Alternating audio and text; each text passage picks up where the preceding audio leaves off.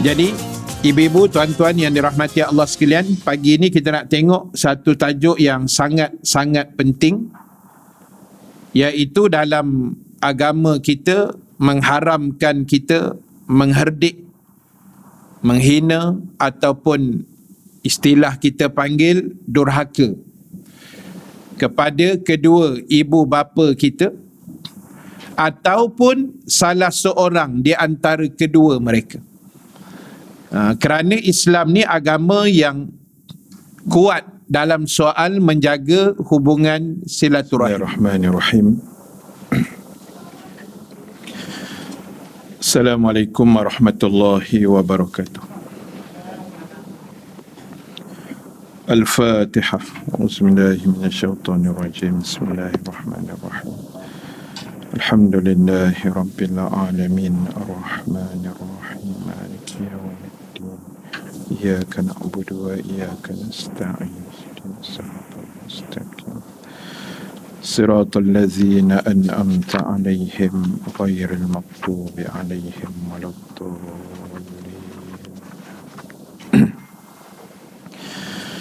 Alhamdulillahi rabbil alamin. Allazi habbaba ilainal iman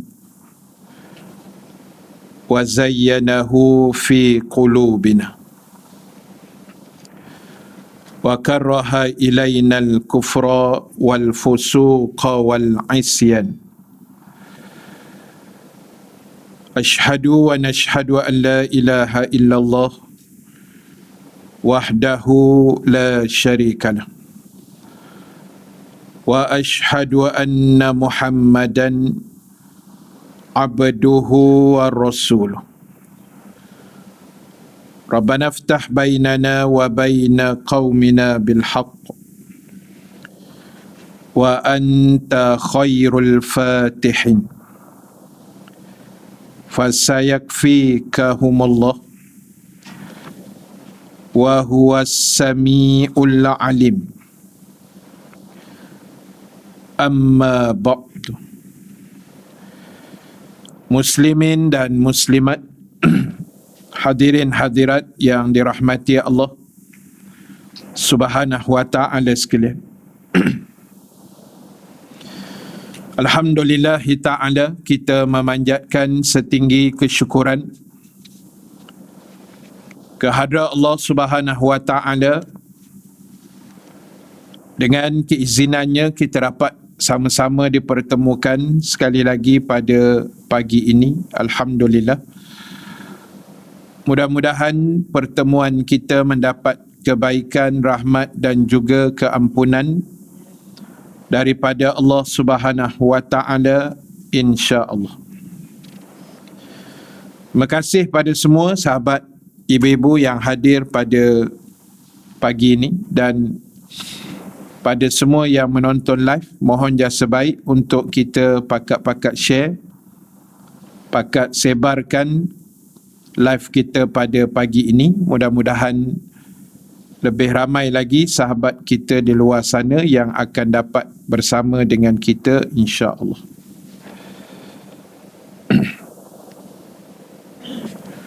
Muslimin dan muslimat yang dirahmati Allah sekalian, insya-Allah pada pagi ini seperti biasa kita akan sambung perbahasan kita menggunakan kitab Al-Azkar. Kita sambung pada fasal 53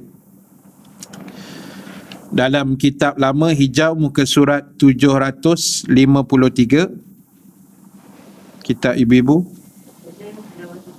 610, kitab kuning. Ada lagi? Tak ada. Kitab kuning 610, kitab lama hijau 753, fasal yang ke-53. Bismillahirrahmanirrahim. Diharamkan mengherdik kedua orang tua, baik ayah ataupun ibu. Seperti mana firman Allah Subhanahu wa ta'ala dalam suratul Isra ayat 23 dan 24. A'udzu billahi minasyaitonir rajim. Wa qada rabbuka alla ta'budu illa iyyahu wa bil walidaini ihsana. Imma yablughanna 'indakal kibara ahaduhuma aw kilahuma fala takul lahuma uffin wa la tanharhuma wa qul lahuma qawlan karima wakhfid lahuma janaha adh-dhulli minar rahmah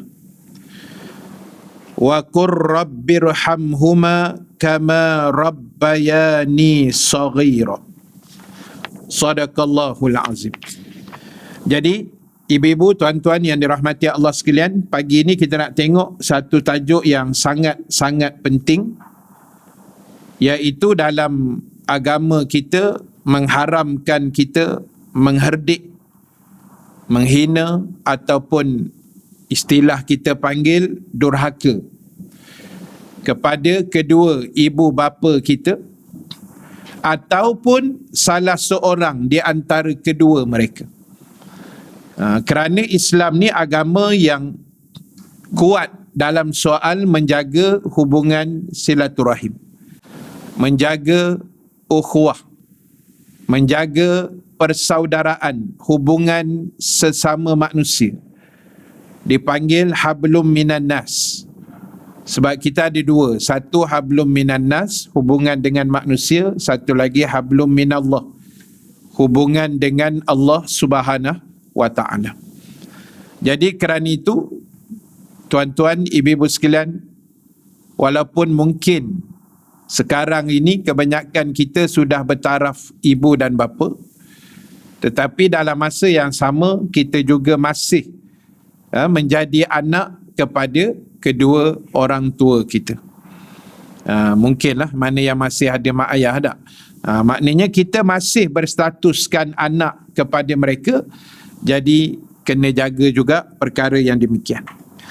Baik, Allah Ta'ala menyebut suratul Isra yang sentiasa menjadi dalil tentang anak-anak yang durhaka ini, di mana Allah Ta'ala menyebut wa qada rabbuka, dan Tuhanmu telah memerintahkan kepada kamu, yang pertama supaya kamu tidak menyembah selain daripada Allah. Alla ta'budu illa iyyahu, jangan sembah selain Allah, jangan sujud kecuali hanya pada Allah, jangan mengabdikan diri kecuali hanya kepada Allah. Bermaksud perintah yang Allah Ta'ala keluarkan ini adalah mengingatkan kita kepada Allah yang esa, Allah yang tunggal, yang tidak berbilang-bilang, dan dalam masa yang sama Allah mengingatkan kita jangan mensyirikkan dia, jangan menduakan dia, menyengutukan dia. Apa makna syirik? Syirik ni daripada perkataan syarikat. Orang Melayu panggil syarikat lah. Syarikat ni makna ada paling tidak ada dua orang rakan kongsi. Itu selalulah dalam kaedah dipanggil gitulah. Syarikat makna perkongsian. Itu sebut syarikat A, syarikat B tu. Jadi syirik ni makna kita meletakkan ada benda lain yang berkongsi dengan Allah. Itu namanya syirik. Sama ada kita letakkan sembahan kepada lain daripada Allah. Macam orang sembah berhala, sembah patung, sembah tupekong, apa semua ni, sembah matahari, bulan. Itu dia panggil syirik lah. Ataupun meletakkan kekuasaan manusia sama level dengan Allah, pun tak boleh juga. Kan? Kata dia ni handal ustaz, macam Tuhan. Tak boleh. Itu dia panggil syirik. Dan banyaklah perbahasan syirik tu. Cuma kita sebut secara umum syirik adalah dosa besar dan satu-satunya dosa yang tidak diampunkan oleh Allah. Kan Allah sebut innallaha la yaghfiru ay yushraka bihi wa yaghfiru ma duna zalika liman yasha. Sesungguhnya Allah tidak akan mengampunkan dosa orang yang mensyirikkan Dia, tetapi Allah akan mengampunkan dosa selain daripada syirik. Ada orang tanya kami lah, Ustaz, memang dosa syirik ni langsung ke Ustaz Allah tak ampunkan? Kan? Wallahu ta'ala a'lam. Cuma kita bersangka baik, mudah-mudahan taubat sungguh-sungguh, insya-Allah Allah ampunkan. Itu je ceritanya. Tapi dalam ayat tu memang Allah sebut begitu, Allah mention begitu kan. Sebab Allah nak peringatkan kita jangan sewenang-wenang. Itu benda yang paling pantang bagi Allah lah. Paling Allah tak suka, paling Allah benci, sebab Dia adalah Tuhan segala-galanya. Tuhan yang maha hebat, maha gagah, maha berani, maha segala-gala. Jadi bila ada letak sharing kat situ, itu Allah tak suka. Itu hak Dia kan, sebab Dia yang buat kita. Kita tak ada hak pula nak komplain ke, nak pertikai ke, tak boleh. Jadi nombor satu, Allah pesan dalam ayat itu, jangan menyembah kecuali hanya pada aku, illa iyyahu, melainkan ibadah kita ditujukan pada Allah. Macam kita sebut doa iftitah itulah, inna salati wa nusuki wa mahyaya wa mamati lillahi rabbil alamin. Inna salati, sesungguhnya sembahyang aku, wa nusuki, segala ibadah aku. Kena tahu maksud. Kadang kita baca-baca tak faham-faham. Jadi inna salati, sembahyangku, wa nusuki, segala ibadah aku, wa mahyaya, segala hidup aku, wa mamati, dan mati aku besok, adalah lillah, hanya kerana Engkau ya Allah. Tak boleh kerana lain. Hidup aku untuk dunia, untuk sepolan, kena betulkan balik. Apa hal pun aku hidup ni kerana Engkau ya Allah. Hari ni aku datang kelas pun kerana Engkau ya Allah. Aku masak pun kerana Engkau ya Allah. Aku tidur pun kerana Engkau ya Allah. Haji umrah apatah lagi lah. Jadi kena refresh balik lah. Kadang-kadang kita tak perasan, kadang-kadang kita terlepas pandang, kadang-kadang kita terlajak, kadang-kadang kita tak sedar. Jadi tu saya kata, ibu-ibu, tuan-tuan semua dan yang menonton live juga, kita beruntung sebab duduk dalam majlis ilmu ni, sebab ingatan tu sentiasa berulang-ulang. Mungkin benda yang saya sebut ni ada dah ustaz-ustazah lain yang dah sebut minggu lepas ke, kemarin dulu ke. Tapi benda tu reminder lah. Sebab tugas kita fazakir, kena sentiasa ingat mengingat. Sebab bila ingat mengingat ni kerana apa? Sebab kita ni lupa. La tusammal insan illa bin nisyan. Tidak dinamakan manusia itu dengan manusia kecuali dia memang pelupa. Jangan kata 20 tahun dulu, ustaz semalam pun dah tak ingat. Punya kuat pelupa. Ustaz siapa mengajar semalam? Tak apa ingat lah ustaz, tapi yang macam gempal-gempal sikit tu lah. Nanya ke ustaz tu, akulah tu. Kan? Dia nampak yang gempal aja. Nama ustaz haram tak ingat pun. Kitab tu saya kira lah. Nama kitab lagi tak ingat lah. Jadi kita ni memang pelupa. Jadi kena mengaji, kena tazkirah, kena kuliah, supaya segar balik lah kan. Ingatan kita tu kembali kepada yang terbaik. Dan bila Allah pesan yang itu, arahan nombor 2-nya adalah wabil walidaini ihsan. Hendaklah dengan kedua ibu bapa kamu melakukan ihsan. Ihsan ni makna buat baik lah. Buat kebaikan, buat kebajikan, buat benda yang elok, buat benda yang baik kepada siapa? kepada kedua ibu bapa kita selama mana? Selama mereka masih hidup dan selepas mereka meninggal dunia. Masih hidup especially lah, kena hormat, kena taat, kena dengar cakap, jangan melawan, jangan itu, jangan ini. Dan selepas mereka mati, kita sebagai anak yang dianggap, mudah-mudahan amin ya rabbal alamin, anak yang soleh-solehah ni, kena jangan tinggal lah hadiah-hadiah pada mak ayah kita, termasuk mertua kita juga. Sebab mertua ni, sebab kita dah tapau anak dia. Sebab kita dah pau anak dia. Jadi itu mak mertua kita, pak mertua kita kan. Dia dah meninggal ke apa, hadiahkanlah, sedekah ke Yasin ke. Setiap kali kita masuk duit dalam tabung yang ada kat belakang tu, kita niat pahala untuk arwah. Semua tu ulama kata, khususnya dalam mazhab Syafi'i, mazhab Syafi'i kita, dia kata boleh. InsyaAllah pahalanya sampai pada arwah. Jadi kita buatlah. Kan? Sebab kena ingat, dorang tak ada dah ruang. Tak ada dah ruang macam kita boleh datang-datang kuliah pagi ni, tak ada dah. Sebab dah mati. Mana yang dah meninggal lah. Kan hidup lah. Alhamdulillah tak. Yang dah, ini saya cerita yang dah meninggal. Macam arwah ayah saya meninggal tahun 91. Lama dah. Saya SPM masa tu 17 tahun. Arwah mak saya meninggal tahun lepas, 28 Februari 2020. Sakit tua lah.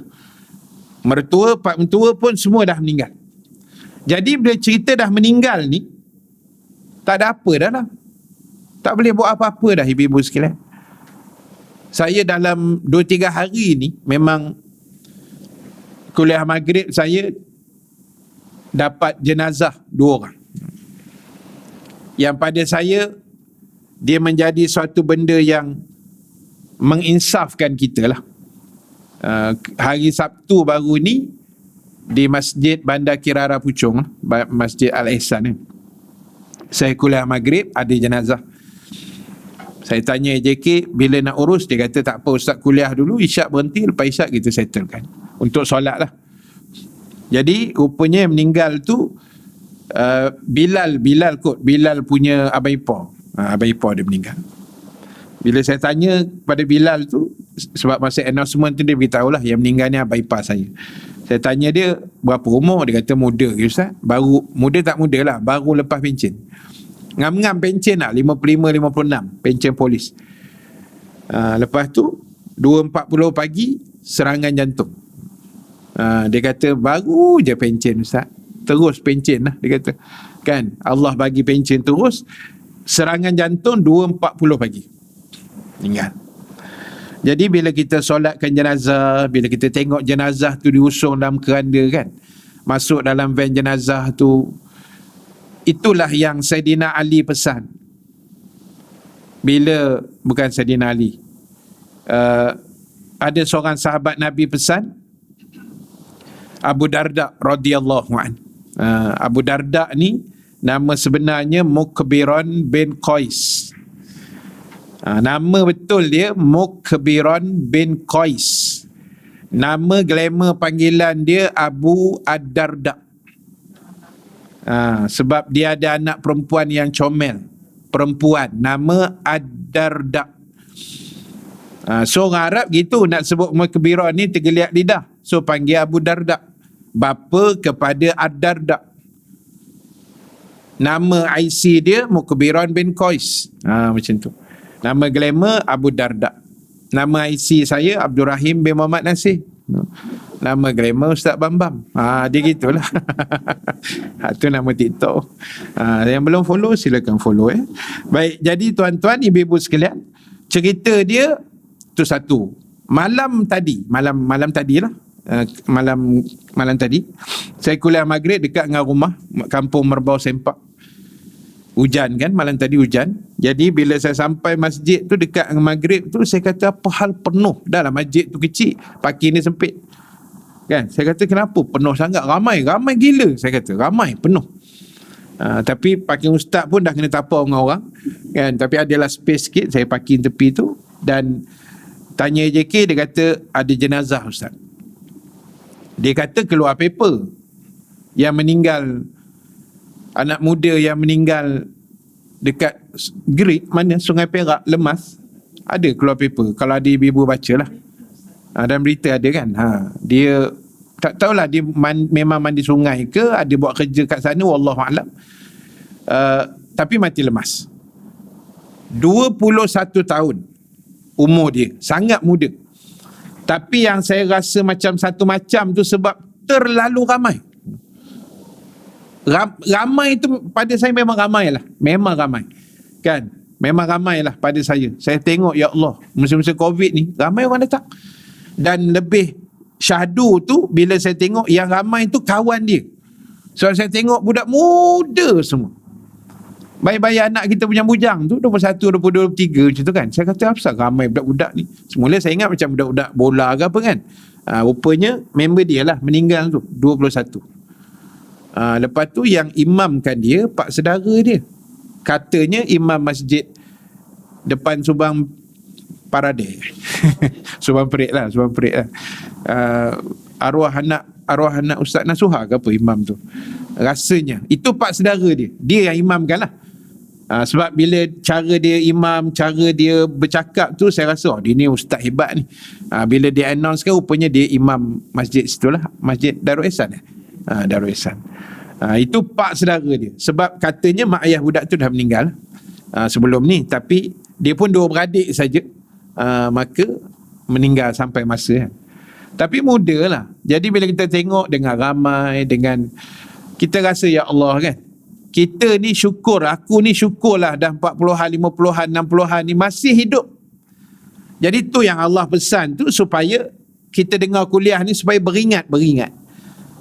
Giliran kita akan sampai, kita tak tahu bila kan. Kadang-kadang ada tanda, kadang tak ada tanda. Tapi so far kita masih hidup, alhamdulillah. Persiapkanlah apa yang terbaik.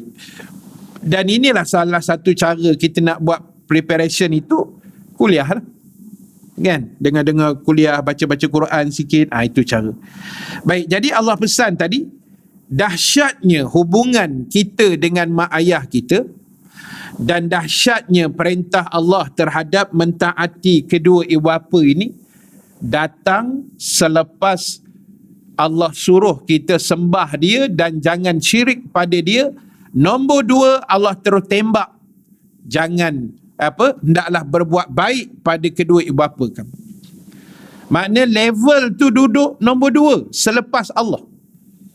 Selepas arahan sujud pada Allah, taat pada perintah Allah, Allah kata wabil walidaini ihsana.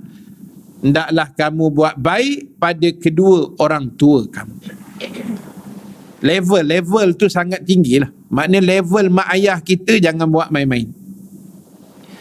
Kan? Dia punya, apa orang panggil, keramat hidup, apa orang panggil, lagu Sudirman tu kan. Wali kita lah. Maknanya asbab tanpa mak ayah kita tak ada atas dunia. Itu je cerita. Jangan cakap banyak sangat. Jangan kita rasa kita hebat kalau tanpa mak ayah kita secara asbab, dengan izin Allah kita pun tak beranak atas dunia. Jadi poin dia ialah tolong jaga, tolong hormat mak ayah kita sebaiknya. Kemudian Allah pesan, seandainya sampai salah seorang di antara keduanya atau kedua-duanya sampai usia lanjut, usia tua dalam pemeliharaan kamu, maka janganlah kamu berkata kepada keduanya dengan uf ataupun ataupun lagi teruk, nantilah kejap. Itu kita pernah sebutlah masa zaman kita kanak-kanak dulu kan. Kita pun mungkin tak tahu masa tu. Jadi Allah guna kata ulama tafsir perkataan wala takullahuma uffin. Uffin. Alif fa. Berapa huruf? 2. Huruf alif 1, huruf fa 1. Bunyinya uffin. Uffin diterjemahkan dengan lagi teruk, nantilah dulu, sabarlah, besoklah, nantilah mak, tahun depan lah mak, apalah orang tua ni. Tu lagi teruk lah. Ya. Jadi ulama tafsir sebut, kenapa Allah guna dua perkataan itu? Dua huruf. Sebab kata ulama tafsir, itulah dua huruf yang ada makna, yang merujuk kepada membantah.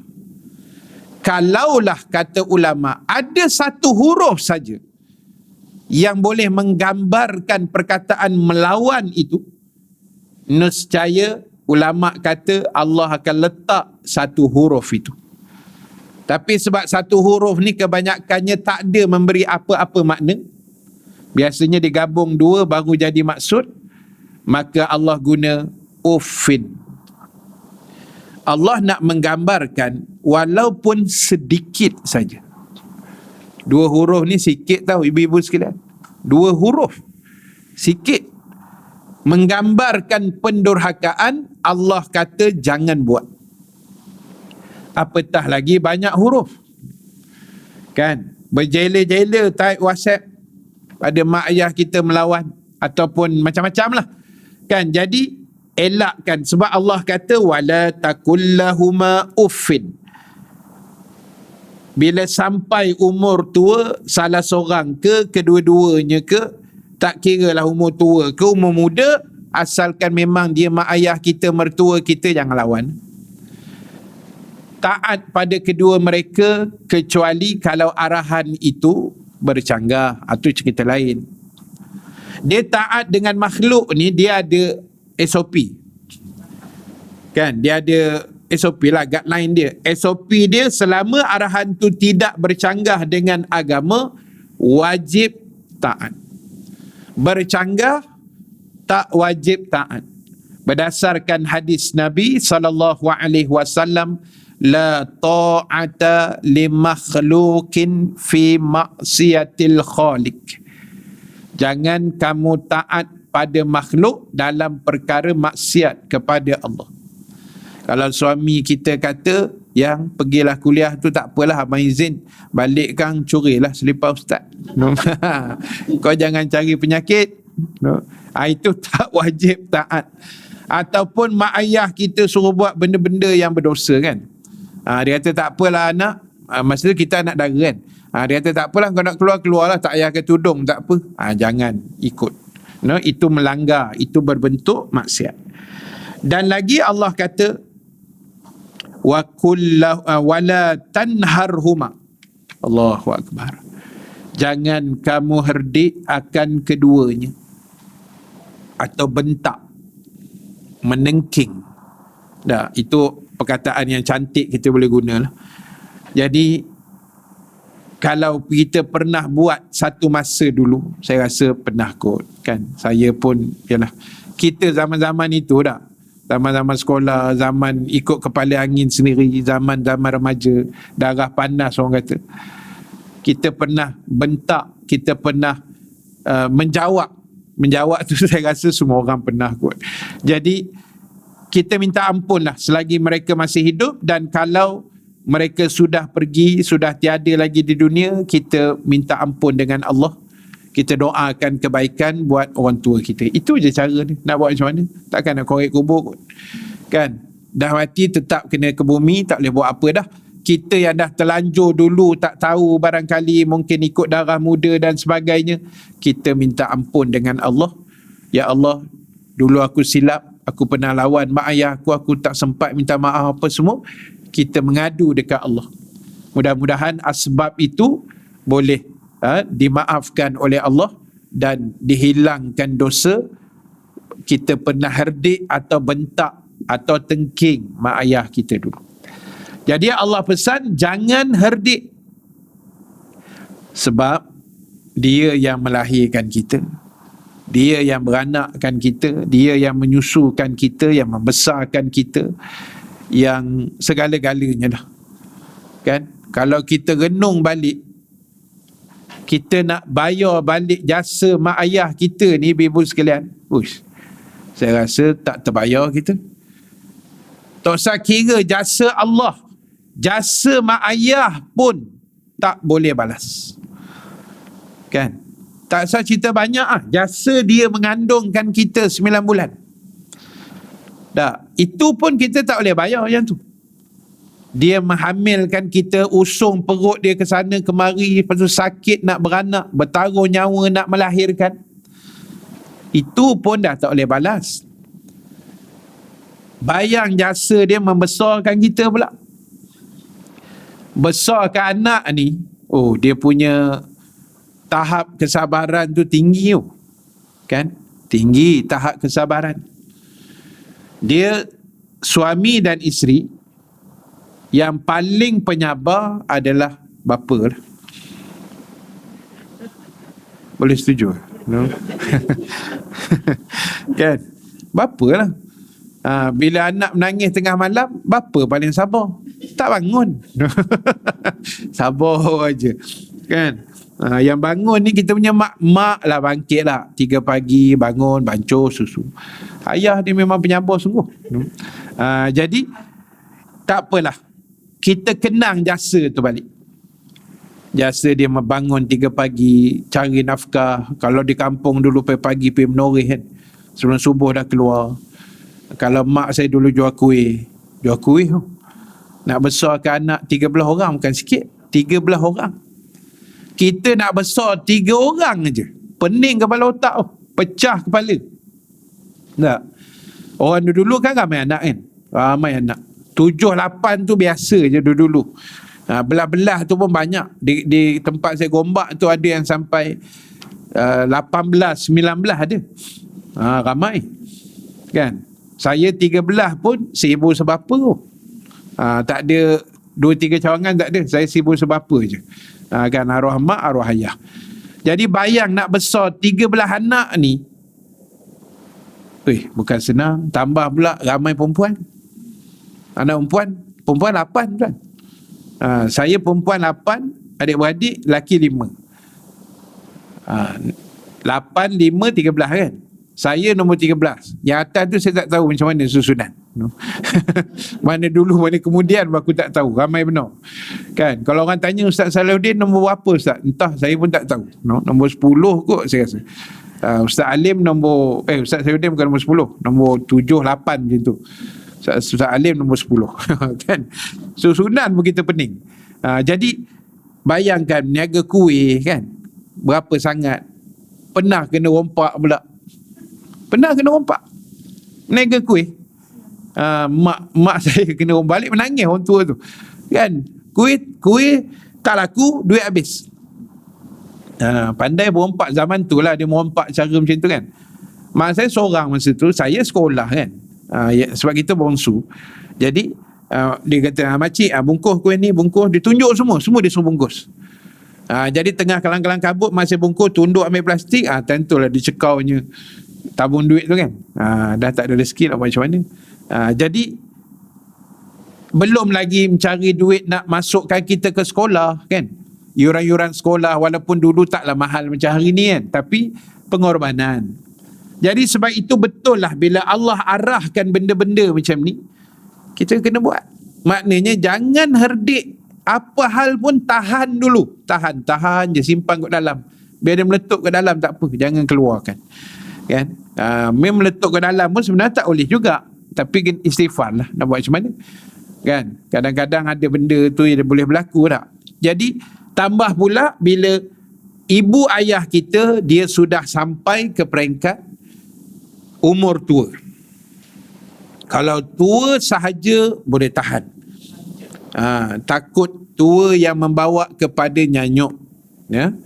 Na'udzubillah lah. Mudah-mudahan mak ayah kita tak adalah yang nyanyuk tak. Mudah-mudahan, insya-Allah. Sebab ulama dah pesan dah. Siapa yang nak elakkan nyanyuk, 2 benda dia kena buat. Ini ulama pesan kan. Kalau kita boleh buat, insya-Allah tua besok tak nyanyuk. Yang pertama, rajin bangun malam. Qiyam lah dipanggil tak, semain tahajud, semain sunat pagi-pagi sebelum subuh tu. Yang kedua, rajin baca Quran. 2 tu je yang ulama senarai lah. Kan ulama kata siapa nak tua dia besok tak nyanyuk, tak menyusahkan anak-anak kan. Jadi rajin baca Quran masa hidup dia, masa muda dia, dan juga rajin bangun malam, insya-Allah. Sebab bila nyanyuk ni kita akan rasa sesal sebab kita rasa macam menyusahkan anak-anak kan. Kita takut jadi gitu, na'udzubillah. Jadi apatah lagi bila sampai umur tua ni, kadang-kadang orang kata sensitif mak ayah tu lebih kan. Bila umur tua ni dia punya sensitif tu lebih, terasa hati tu cepat. Kita pun macam tu, tak apa tua sangat depan saya ni, tapi berasa hati tu kadang-kadang kan tersentak juga bila anak WhatsApp kita terbaca, Allah, anak aku sampai hati cakap macam ni. Kadang terasa kan, walaupun kita baru 40-an, 50-an, 60-an kan, tak cecah 70 tu jiwa tu lagi sensitif. Kadang-kadang pada kita benda tu tak ada apa pun. Pada kita anak ni kadang-kadang kita rasa okey je, tapi pada dia tak okey. Contoh lah, ni contoh tak ada kena-mengena siapa-siapa lah, ni contoh. Dia kata nanti balik kan belikan mak nasi goreng Cina. Kita pun okey, nasi goreng Cina, terlanggar lampu merah, bertukar nasi goreng USA, no? Daripada Cina langsung sampai Amerika Syarikat kan. Dia pun tengok, mana nasi goreng Cina, Allah mak, silap mak, contoh-contoh silap mak, tak makan dia, sensitif. Walhal dalam kepala kita, Allah mak aku ni nasi kot, kau telan pun kenyang juga kan, dalam kepala anak ni. Tapi pada jiwa mak, hati dia dah terluka. Sebab selera dia nak ke situ, jiwa dia dah sensitif. Saya cakap banyak, start motor, tukar balik nasi goreng Cina, yang SA tu kita faham kan. Nak buat macam mana? Nak jaga hati orang tua, ibu-ibu sekalian, bukan senang. Esok kita tua, macam mana kita buat kat mak ayah kita masa diorang hidup, macam itulah pusingan tu Allah akan bagi balik. Anak kita pula buat ke kita macam mana nanti. Kalau hari ni kita jaga mak kita sebaik mungkin, orang kata maksimum habis dah kita bagi yang terbaik. Bukan tak ada ibu-ibu sekalian, ramai anak-anak yang baik, yang sanggup berhenti kerja jaga mak. Yang sanggup dengar cakap suami dia kata, tak apalah ayang tak payah kerja lah, biar abang seorang je jaga mak, berkat ni tak apa, rezeki Allah bagi. Berapa ramai yang buat itu. Dan ramai juga yang tak peduli. Itu pun ramai juga lah. Kalau tidak, takkan ada rumah orang tua kan. Ramai juga yang tak ambil peduli, yang tak ambil cakna, yang tak kisah pun, yang pada dia dah hidup senang, lantaklah orang tua ni buat semak aja macam-macam. Saya jumpa banyak dah ibu-ibu sekalian. Lepas-lepas kuliah kadang ibu-ibu datang jumpa kita, cerita, menangis. Banyak dah saya jumpa. 23 tahun dah saya ceramah. Macam-macam cerita anak durhaka yang saya dapat. Macam-macam. Sampai satu tahap yang saya pernah cerita sebelum ni, saya rasa dia panggil mak ayah mak dia ni dengan perkataan yang tak elok. Kan, saya nak sebut tak ramak. Tapi dia panggil macam tu. Masa-masa, oi. Dia sebut nama binatang tu. Dia panggil saya macam tu, Ustaz. Menangis mak dia. Lepas tu dia minta duit. Anak dia tak apa elok lah kot kan. Perangai tak elok, tak dadah ke apa, Allahuaklam. Jadi itu cerita dia. Jadi sebab itulah ibu-ibu sekalian, tolonglah. Mana yang kita dah terlajak dulu, kita minta ampun dengan Allah. Kita pun ialah masa itu kan. Sekarang ni kita dah mengaji, kita dah tahu hukum hakam, dan kita kena kenang balik jasa dia. Bila kita mengenang jasa ni, kita akan jadi lebih hormat. Mana kita tahu, oh inilah mak aku yang susah payah dulu, inilah ayah aku dulu naik Vespa. Dulu Vespa kan, arwah ayah saya Vespa je. Dia dulu Ashkar, lepas tu pencen, lepas tu masuk Telekom, lepas tu pencen. Dan arwah ayah saya ni, dia ada satu rezeki dia lah kot, saya rasa. Sebab dia pun, ialah pada kita dia orang baik lah kan. Ayah kita ni semua orang baik. Dia ada rezeki, dia dapat, masa dia dah pencen tu, masa tu saya sekolah rendah masa tu kan, ramai orang datang rumah saya minta ubat lelah. Dia dapat buat satu ubat, dia daripada pisang kelat. Pisang kelat ni bukan pisang yang tak masak tau. Dia ada satu jenis pisang namanya pisang kelat. Dia warna kuning macam biasa, tapi bila buka tu dia banyak tali. Dia bukan rasa tali, dia ada macam tali-tali sikit tu. Kan? Serat dia tu. Itu. Tapi masalah dia masak tu dia lenyek buat macam lenyek lah, buat macam kodok kan. Lepas tu dia ada gula batu, ada gula merah, lepas tu masuk santan. Kira siap tu sedap lah. Tu ceritanya. Ubat yang paling manis dalam dunia. Selalu ubat ni pahit kan. Tapi saya tengok arwah ayah saya masak masa tu lama. Dia nak kacau tu macam orang kacau dodol tu. Dia kena lama golek-golek-golekkan, kacau-kacau. Tapi masalah dia sambil kacau tu dia ada baca. Dia ada zikir dia, saya tak tahu apa benda. Lepas tu bila orang datang, buh dalam plastik macam plastik kuih, plastik panas orang panggil kan. Lepas tu dia jampi, kita panggil jampi lah. Dia bacakan. Cuma itu yang kami anak-anak lelaki tak sempat ambil. Tak sempat mewarisi. Saya memang tak dan lah pasal saya kecil masa tu. Saya masuk asrama apa semua. Masuk asrama pun sekejap je, lepas tu ayah saya meninggal kan. Jadi benda tu kita tak sempat ambil. Yang abang saya Ustaz Saluddin, Ustaz Alim masa tu Navy. Ustaz Saluddin masa tu kerja, kan, kerja Bank Islam masa tu, belum ustaz sangat lagi. Jadi tak dapat ambil. Tapi ubat tu siapa makan 2 kali repeat, dia sedap lah, macam kita makan dodol, manis macam wajik tu. Lebih kurang macam tu bentuk dia kan. Dia sedap. Dan siapa makan habis satu plastik, dia akan bukan muntah, dia akan keluar kahak. Kan orang lelah kan, dia sangkut kahak banyak. Dia akan cuci macam bahagian dalam tu, dia keluar muntah, repeat 2 kali, insya-Allah baik. Cuma masa itu arwah saya pesan, saya ingat arwah ayah saya pesan kepada orang yang datang tu, dia kata paling pantang bagi orang yang sakit lelah ni sebenarnya ikan pari. Dengan benda sejuk lah kan, benda timun ke benda sejuk tu. Ikan pari ni kalau boleh pantang semua hidup lah. Sebab dia memang bisa untuk orang yang lelah. Dia akan jadi teruk lah dia punya lelah tu. Cuma itulah yang kami rasa. Yalah, tapi benda tu pun Allah dah susun kan. Kita tak sempat ambil ilmu tu, tak tahu dia dapat mana. Tapi itulah, orang yang datang pun dia tak ada bayaran. Bagi gitu, bagi ikhlas lah orang kata kan. Berapa orang bagi dia ambil. Dan dia ambil pun bukan dia ambil seorang, dia ambil bagi kat arwah mak, kadang bagi kat kami anak-anak kan. Dia jenis gitu, orang baik kan. Jadi jasa tu mudah-mudahan itu jadi orang kata pahala jalan kubur lah, insya-Allah kan. Dia tolong-tolong orang banyak. Jadi ibu-ibu sekalian, sahabat sekalian, itu yang kita kena tengok. Bila kita tahu si A ni jasa dia banyak, mak ayah kita ni jasa begini, suami kita jasa macam ni, bini kita jasa begini, anak kita jasa ni begini, dia akan jadi hormat tu lebih. Sebab kita mengenali.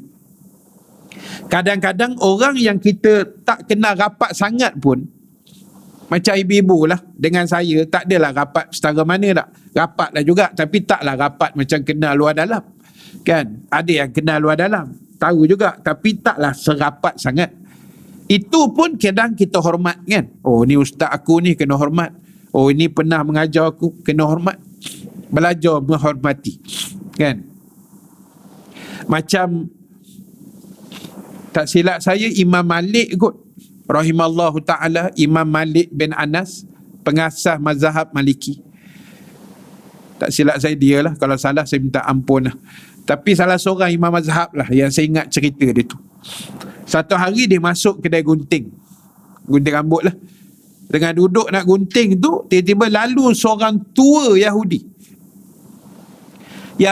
bukan orang Islam Yahudi tua pula, jalan terbongkok slow depan kedai. Imam Malik kata, tuan sekejap, berhenti gunting sekejap, aku nak jumpa orang tua tu sekejap.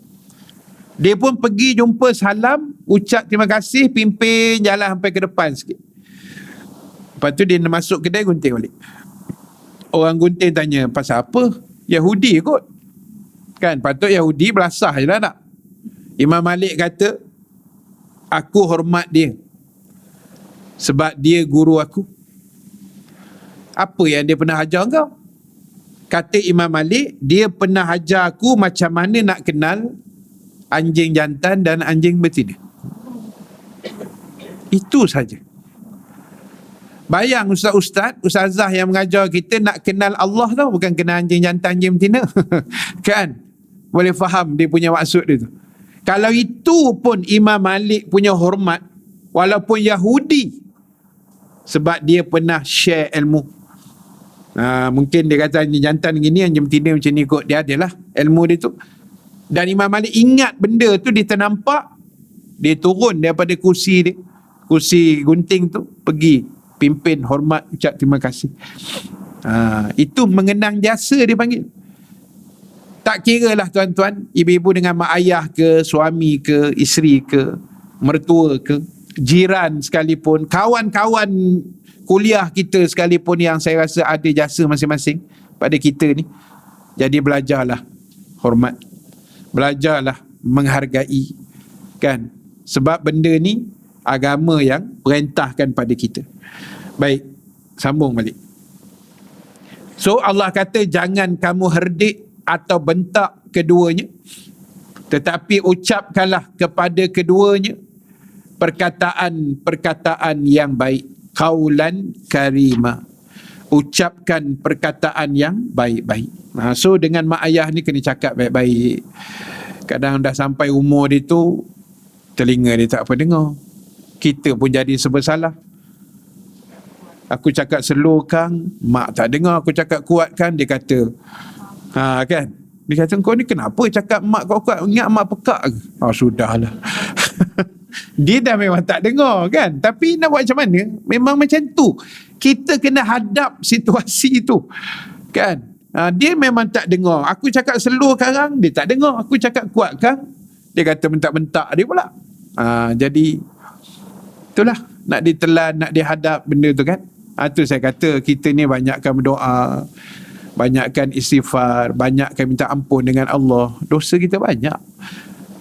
Dosa bujang-bujang, anak dara dulu kita tak sedar kan. Macam-macam dosa. So itu apa pun dalam hidup ni, doa itu penting kan. Doa itu penting, dan kadang-kadang teknik kita doa pun kena betul. Saya ada terjumpa pagi tadi kot dalam TikTok, menarik juga. Dia kata, ini mungkin saya rasa semua yang hadir ni mungkin dah berlaku lah. Ini mungkin kita pun turunkan pada anak-anak kita lah, iaitu doa dapat jodoh. Sebab saya kata ibu-ibu semua dah berlaku kan, dah kahwin semua kan. Yang buat-buat tak mengaku pula kan.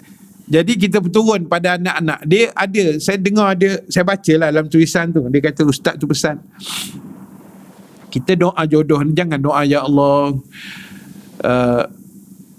kau bagilah jodoh pada aku ya Allah, kan. Tapi dia kata buat doa gini,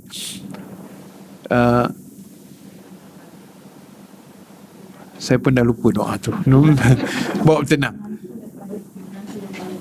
Betul. Macam mana? Kurniakan jodoh terbaik, macam ni. Dia ada sebut pasal mak tau. Betul. Ya Allah, kurniakan menantu yang baik bagi ibuku. Betul. Kona sikit doa tu. Kita jangan doa ya Allah berilah jodoh untuk aku, ya Allah untuk aku. Kona. Kita ibarat macam menompang barakah mak kita. Ya Allah, kurniakan ibuku menantu yang baik. Macam tu. Boleh? Kona doa tu. Jadi kita ajar anak-anak kita tukar teknik berdoa. Kan? Sebab saya ada tertengok tu pagi tadi kot, saya rasa saya ada tengok benda tu.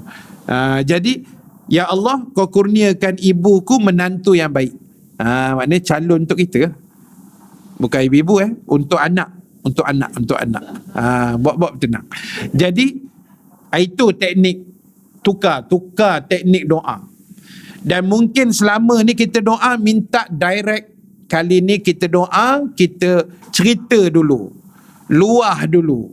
Ya Allah, aku tengah susah sekarang ni ya Allah, COVID dan sebagainya, begitu begini, tolonglah permudahkan urusan kerja suami aku ya Allah, murahkan rezeki kami sekeluarga, anak beranak.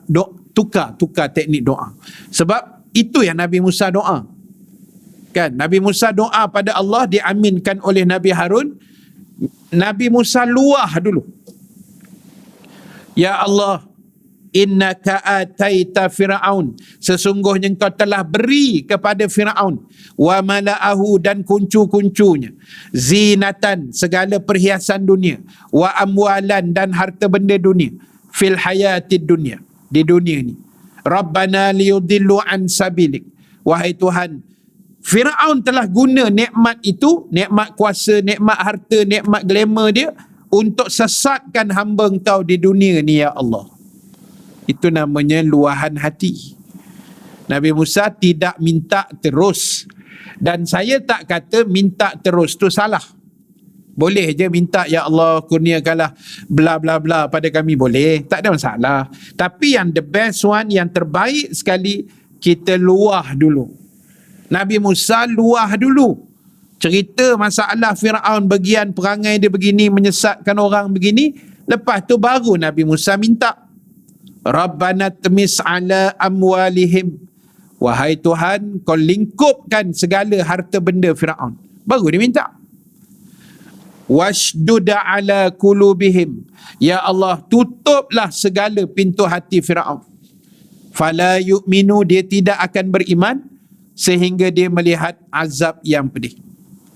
Nabi Musa tak terus minta, ya Allah tutuplah pintu hati Fir'aun, tak. Dia cerita dulu. Jadi teknik luahan ni paling cantik subuh lah. Kan, kita tahajud apa semua, itu paling cantik lah. Timing tu memang best lah waktu tu. Sunyi-sunyi kita berdoa, ya Allah, aku ada anak 5-6 orang, ya Allah, anak sulung bagian, anak nombor 2 bagian, ya Allah tolonglah seorang mengajar universiti, pemudahkan urusan, cerita-cerita. Lepas tu kita doa. Kan, itu jadi satu doa yang terbaik. Baik, kemudian di hujung ayat tu Allah kata wahfid lahuma janahaz-zulli minar rahmah, dan hendaklah kamu rendahkan sayap ke atas mereka berdua. Mana rendahkan sayap kehinaan, mana tolong hormat, tolong sayangi, tolong hormat, tolong segala-galanya lah kepada kedua ibu bapa kita.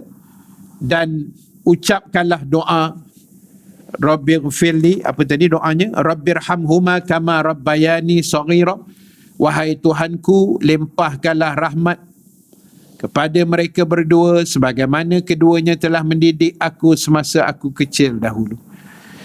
Pada saya ini doa wajib lah. Jangan tinggal doa ni. Antara doa yang dikatakan tidak pernah ditinggalkan oleh Nabi SAW adalah doa kepada kedua ibu bapa. Kan, tak kisahlah kita nak baca macam tu ke, nak pusing doa tukuk lain ke, tak apa. Rabbighfirli wali walidayya warhamhuma kama rabbayani saghira pun boleh. Ataupun Allahumma ghafir lana dzunubana wali walidina warhamhuma kama rabbayani saghira pun boleh. Tak kisahlah, yang penting doa keampunan. Ataupun bahasa Melayu je lah, ya Allah, ampunkan dosa kedua ibu bapa aku dan rahmatilah mereka berdua di alam barzah ya Allah, kalau diorang dah meninggal. Seperti mana mereka telah merahmati dan menyayangi aku masa aku kecil dulu. Dia kecil ini tak kira siapa, ibu-ibu sekalian, semua orang suka. Tambah mak ayah sendiri lagi suka tengok baby kecil, anak kecil kan. Mereka punya sayang tu lain macam. Tak kira anak, tak kira cucu, sama je. Kadang cucu tu lebih sikit kan, cucu tu dia punya current dia lagi kuat. Jadi sebab itu apa pun doa yang terbaik. Jangan tinggal doa minta ampun dengan Allah kepada ibu bapa kita. Sebab kata Imam Syafi'i, doa anak kepada mak ayah makbul, seperti mana doa mak ayah kepada anak. Jadi doa tu laju diangkat oleh Allah. Jadi kita doakan yang baik-baik. Apatah lagi mak ayah kita dah meninggal dunia, yang tak ada ruang mereka nak buat baik lagi. Kesempatan itu sudah ditutup oleh Allah. Yang ada anak-anak yang menjadi aset. Kalau anak tu anak yang baik macam kita semua, insya-Allah, maka beruntunglah mak ayah kita. Tapi kalau anak yang jenis durhaka, yang tak peduli mak ayah, kubur mak ayah pun tak tahu ke mana, tak pernah ziarah dan sebagainya, wal'ayazubillah, apa yang dia nak hadiahkan pada ibu dan ayahnya, tak ada apalah. Jadi kita tak nak jadi anak yang seperti itu. Jadi kita jaga baik-baik, insya-Allah Allah akan merahmati kita juga, insya-Allah. Baik, kita habiskan sikit lagi. Daripada Abdullah bin Amru bin Al-As radhiyallahu anhu, bahawa Rasulullah sallallahu alaihi wasallam bersabda, minal kabair syatmur rajuli walidayhi. Qalu ya Rasulullah wa hal yashtumur rajulu walidayhi? Qala na'am. Yasubbu abar rajuli fayasubbu abahu wa yasubbu ummuhu fayasubbu ummahu. Hadis sahih Bukhari dan Muslim. Daripada Abdullah bin Amru bin Al-As radhiyallahu anhu, ia berkata, bahawa telah bersabda Rasulullah sallallahu alaihi wasallam, sebahagian dari dosa yang besar itu ialah seorang memaki kedua orang tuanya. Lalu sahabat bertanya, wahai Rasulullah, apakah boleh berlaku seorang memaki-maki kedua orang tuanya? Sahabat rasa heran lah bila Nabi kata sebahagian dosa besar tu orang maki mak ayah dia sendiri. Lalu sahabat tanya balik, boleh jadi ke begitu? Nabi kata, ya, ada. Iaitu kamu memaki-maki ayah seseorang, bererti ia memaki ayahnya sendiri. Dan memaki ibunya bererti memaki ibunya sendiri. Maknanya kalau kita maki mak ayah orang pun, sebenarnya kita telah maki mak ayah kita sendiri. Itu kena jagalah. Kan? Sebab kadang-kadang kita rasa benda tu macam habis macam tu je. Tak, sebenarnya kadang dulu kita bergaduh kan, kepala bapak kau lah, macam tu kan. Contoh tak, macam biasa sebut je. Contoh, geram kat member kan, dia buat nanya kita, oi kepala bapak kau lah kan, marah kat dia. Sebenarnya kepala bapak kita lah. Macam tu, kita secara tidak sedar telah memaki mak ayah kita sendiri. Dan hadis yang terakhir dalam tajuk itu daripada Ibnu Umar ataupun Abdullah bin Umar radhiyallahu anhuma, ia berkata, kanat tahti imra'atu wa kuntu uhibbuha wa kana Umar yakrahuha faqala li talaqha fa abaitu fa ata Umar radhiyallahu anhu ila Nabi sallallahu alaihi wasallam fa dzakara dzalika lah faqala an-nabiy sallallahu alaihi wasallam talliqha. Saya mempunyai isteri yang sangat kucintai. Saya di sini siapa? Anak lelaki Saidina Umar. Namanya Abdullah bin Umar atau Ibnu Umar. Saya mempunyai seorang isteri yang sangat kucintai, tetapi ayahku Umar tidak berkenan. Tak sukalah. Mungkin ada perangai dia tak elok kot. Lalu ia berkata kepada aku, ceraikanlah ia. Aku enggan menceraikannya. Maka Umar radhiyallahu anhu datang menghadap Rasulullah sallallahu alaihi wasallam lalu menceritakan hal itu dan Nabi bersabda, ceraikanlah ia. Jadi cerita ni tuan-tuan, ibu-ibu sekalian, maknanya itu pandangan kacamata seorang ayah kepada anak menantulah. Jadi kadang-kadang kita sebut selalu pandangan orang tua ni kadang-kadang dia berpandangan jauh. Orang kata dia makan garam dulu, kan, macam itulah. Maknanya pengalamannya lebih, pengalaman hidupnya banyak, macam-macam. Dia dah tengok anak menantu orang pun dah macam-macam ragam. Jadi Saidina Umar pun dia dah tak berkenan dekat menantu dia tu. Jadi dia menasihati. Mungkin adalah perangai tak elok kan, isteri anak dia tu buat. Jadi si suami ni tak mau, enggan. Lepas tu Umar mengadu dekat Nabi kan. Sebab Nabi tu pun pak mentua dia. menantu. Kan, betul kan? Sebab Nabi kahwin dengan anak Saidina Umar. Tu kira menantu dia lah. Jadi dia bagi nasihat, Nabi pun kata ceraikanlah dia. Sebab mungkin ada benda yang tak elok lah. Cuma pengajaran di sini makna apa hal sekalipun, ibu-ibu sekalian, dalam hidup kita ni jangan buat tindakan terburu-buru. Minta pandangan, benda boleh bincang, kita bincang dulu. Bergaduh laki bini pun mustahil tak pernah bergaduh kan. Tapi biarlah bergaduh yang orang kata tidak berpanjangan. Benda boleh bincang, bawa bincang. 20 tahun dah kita kahwin, 30 tahun dah kita kahwin, orang kata dah luar dalam tahu, asam garam hidupan ni kita tahu, bawa bincang. Walaupun kadang-kadang ada agak isteri jumpa ustaz-ustaz kan, tak boleh tahan lah ustaz, suami saya geram aja, dia kata. Saya kata, apa yang geram? Yelah ustaz, dia balik kerja, kita tanya dia, bang, nak teh bang, nak minum teh, nak saya bancuhkan teh ke kopi? Dia kata dah 20 tahun kahwin tak reti ke nak air apa aku minum. Kena marah ustaz. Tak tanya sekarang, main buat aja kena marah juga. Tanya pun kena marah ustaz. Stres. Kan? Ya, isteri tu niat dia betul. Dia tanya tu, kod lah hari tu laki nak tukar selera. Asyik minum kopi, kulit pun dah hitam dah. Kan? Nak tukar lah, tanya abang nak teh ke bagi cerah sikit. Kena marah. Kau ni aku dah 20 tahun kahwin tak tahu aku nak minum apa. Tak reti-reti ke? Kena marah ustaz. Akhirnya saya bancuh kopi, garam sikit ustaz. Geramnya pasal. Itu je obat je. Kan? Jadi suami pun tak usah lah begitu. Sebab tu dalam komunikasi rumah tangga, dia kena jelas dan terang. Jangan sembunyi-sembunyi. Jangan, kalau dalam bahasa Arab dipanggil kinayah, main kona-kona, jangan. Sebab menyindir dipanggil tak, main kona-kona, jangan. Sebab kadang-kadang otak isteri kita ni ada yang tak berfungsi. Dia punya sel dia tu tak menyambung. Yalah, kadang-kadang dia tengah period ke apa kan, otak dia tak menyambung. Kadang-kadang okey, kadang-kadang apa hal pula bini aku hari ni pelik sangat kan. Dia tak menyambung sel dia tu. Emosi tak stabil, macam-macam kan. Orang perempuan dia ada banyak dia punya garam dia tu. Macam tu. Sebab itu kena jelas. Bang, bila balik kampung?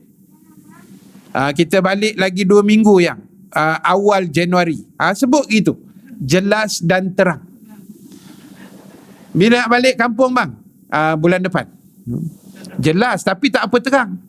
Tarikh tak ada. Nanti bini mula buat calculation. Dia akan aturkan nanti. Bang, tarikh ni lah bang. Dah abang tak sebut bila pun. Ni tak boleh abang session. Lama-lama bergaduh. Nak jelas dan terang. Macam saya cerita dululah. Ibu-ibu suruh di rumah. Kan? Kebanyakan duduk rumah. Suami kerja. Petang nak balik, suami telefon. Yang, penat lah hari ni. Suami kata, yang, penat lah hari ni.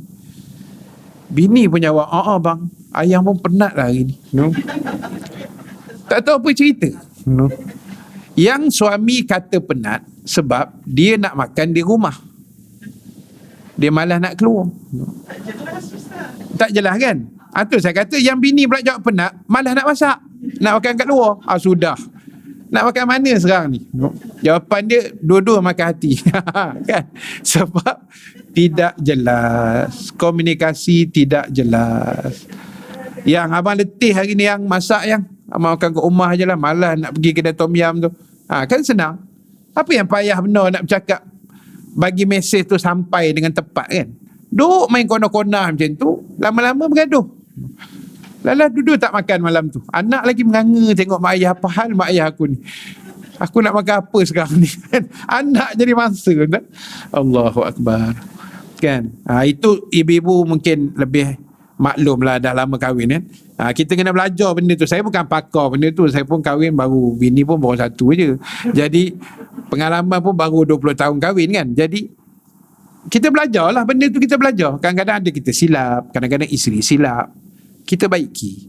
Itu tujuan rumah tangga, bukan suruh bergaduh 4 jam. Ada kawan saya jumpa lama dah itu hari, dia kata, "Weh, kau sebulan berapa kali gaduh?" No? Aku cakap, kau ni tak ada soalan lain. Kepala otak kau lah, saya katakan. Member baik, kita boleh bergurau kan. Kau tak ada soalan lain? Tak, saja nak tanya, tak payah tanya soalan tu, aku tak pernah bergaduh pun, saya kata. Saja saya cakap itu kan. Kita nak bergaduh buat apa? Tak ada faedah pun. Kan, buat-buat masa muka dah boleh berdosa. Kan, isteri masa muka kat suami kan tak pasal-pasal kena laknat. Nak buat macam mana? Jadi tak payah gaduh, biar happy-happy, apa-apa boleh bincang. Tak settle, cari orang ketiga. Ustaz ke, tok imam ke, mertua ke, jiran ke, yang boleh dipercayai lah. Dalam kaedah agama kan ada macam tu kan. Jadi sebab itulah tuan-tuan, ibu-ibu sekalian, itu yang boleh saya share sedikit pada pagi ni, insya-Allah. Mudah-mudahan ada manfaat yang dapat kita ambil bersama. Dan sebagai kesimpulan akhir untuk pagi ini, yang pertama sekali, jangan kita jadi anak yang durhaka pada kedua ibu bapa kita. Kita taatilah mereka sebaiknya, hormat mereka sebaiknya, dengar cakap mereka sebaiknya, dan jangan lupa doakan mereka, baik yang masih hidup atau yang telah meninggal dunia. Dan yang kedua, muslimin-muslimat, jangan tinggalkan majlis ilmu, walau di mana sahaja kita berada, apa juga yang kita buat, jangan kita tinggalkan majlis ilmu, sebab itu akan memberi kebaikan pada kita, nasihat dan teguran secara tidak langsung. Kita suka tak suka, kena sukalah, nak buat macam mana kan. Kadang-kadang teguran tu dia pedih sikit, tapi ia memberi manfaat kepada kita. Dan yang ketiga, apa pun yang kita buat, kita niatkan ikhlas kerana Allah Subhanahu Wa Taala. Mudah-mudahan ada kebaikan yang Allah beri pada kita, ada rahmat yang Allah campakkan pada kita, insya-Allah. Amin ya rabbal alamin. Baik, tuan-tuan, ibu-ibu yang dirahmati Allah, terima kasih banyak pada semua yang bersama dalam Dewan Fatimatul Zahra pada pagi ini. Dan terima kasih juga semua yang menonton live Facebook, TikTok, YouTube dan sebagainya. Terima kasih banyak-banyak.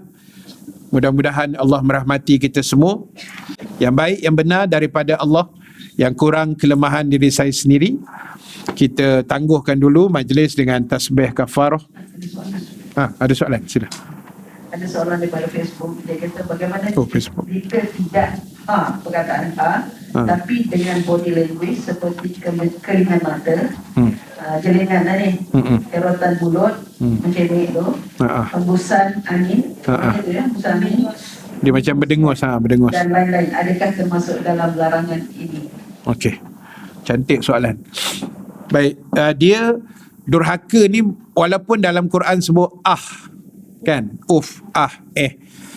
bentuk perkataan, tetapi ulama menafsirkan ia juga boleh pergi kepada apa-apa bentuk yang menjurus kepada maksud durhaka, melawan, maksud mengherdik. Contoh, memek muka, tarik muka 13 Mei, tarik muka, buat sebek mulut, buat keling mata, buat sipi-sipi pandang, lepas tu berdengus, buat macam tu kan, hembuh nafas kuat-kuat, niat sama je, tetap istilahnya durhaka. Ya, dia bukan perkataan saja, body language pun serupa. Jalan hentak kaki, kan, biasa buat dulu ni. Astagfirullahalazim, ampunlah dosa kami ya Allah. Kan dulu-dulu hentak-hentak kaki, hempah pintu, sama tu. Bukan keluar perkataan pun, tapi tindakan itu menjurus kepada perkara itu. Wallahu a'lam. Ada lagi? Tak ada. Tak ada. Ya.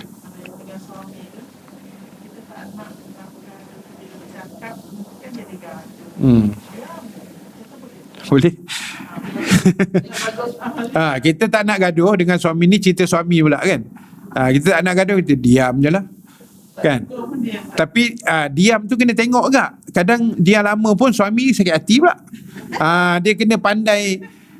Saya rasa ibu-ibu lebih tahulah kaedah macam mana nak tackle hati suami. Kan? Kalau ada perkelahian tu biasanya selalunya diam lah yang saya tengok. Bini diam ataupun suami diam. Dia dah tahu dah. Suami aku ni kalau diam mesti ada masalah. Ataupun mesti ada something. Isteri aku kalau diam mesti ada something. Selalu kalau duduk meja makan ramai-ramai, isteri kita ni dah macam DJ radio, no? Pok-pek sambil makan. Itu apa pasal dia diam aja kan? Nak matilah ke bini aku ni? Kan? Mesti ada something dah. Jadi kita eratkan balik lah. Pandai-pandai lah. Saya nak cerita detail pun saya tak tahu kaedah tepat sebab masing-masing ada cara tersendiri. Apa pun jaga hati kedua-dua pihak. Kan? Kalau diam tu kita rasa bagus, kita diam lah. Daripada aku buka mulut kan panjang cerita. Lebih baik diam. Kan? Islam pun ajar kita gitu kan. Falyakul khairan aw liyasmut. Cakap baik atau diam saja. Wallahu a'lam.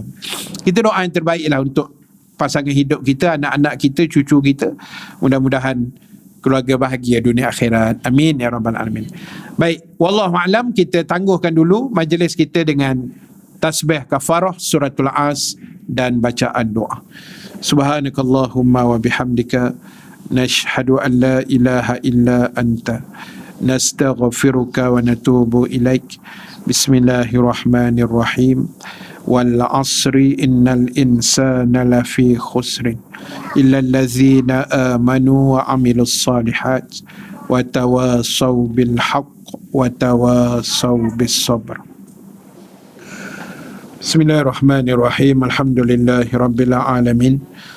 Wassalatu wassalamu ala asyrafil anbiya'i wal mursalin sayyidina Muhammad wa ala alihi wa sahbihi ajma'in.